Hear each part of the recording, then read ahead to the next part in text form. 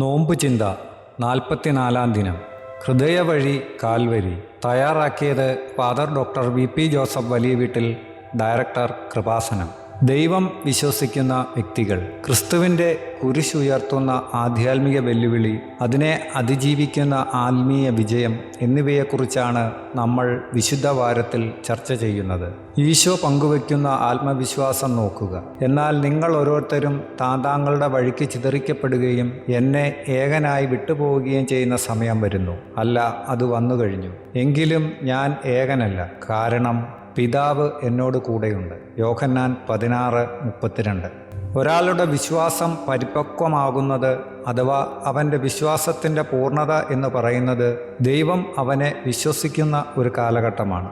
യേശുവാകട്ടെ അവരെ വിശ്വസിച്ചില്ല, കാരണം അവൻ അവരെയെല്ലാം അറിഞ്ഞിരുന്നു. യോഹന്നാൻ 2:24. ദൈവം ഒരാളെ വിശ്വസിച്ചോ എന്ന് നമുക്ക് എങ്ങനെ തിരിച്ചറിയാം? ഏറ്റവും വലിയ വിഷമസന്ധിയിൽ ദൈവത്തിൻ്റെ സാന്നിധ്യം നമുക്ക് അനുഭവവേദ്യമാകാതെ വരും. ലോകത്തിൻ്റെ എല്ലാ കുരിശുകളെയും മുൾക്കിരീടങ്ങളെയും തിരുവിലാവല മുറിവിനെയും ആണിപ്പഴുതിനെയും അതിജീവിച്ച് ലോകത്തെ കീഴടക്കുന്നത് ദൈവം വിശ്വസിച്ച വ്യക്തികളാണ്.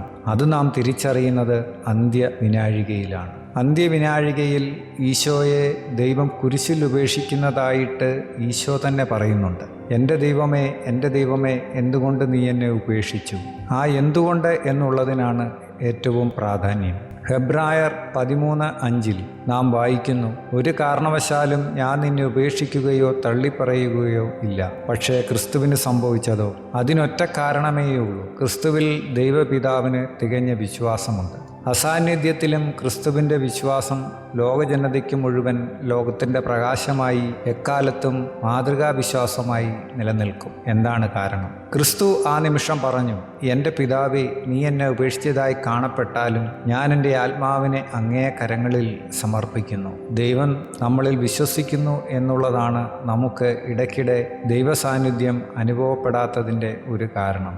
ആ സമയത്ത് ദൈവത്തിൽ വിശ്വസിച്ചുകൊണ്ട് നമ്മുടെ ജീവിതത്തെ സമർപ്പിച്ച് ക്രിസ്തുവിനെ പോലെ അതിജീവനത്തിൻ്റെ അവസാന മാതൃകയാകാൻ വിശുദ്ധ വാരം നമ്മെ സഹായിക്കട്ടെ.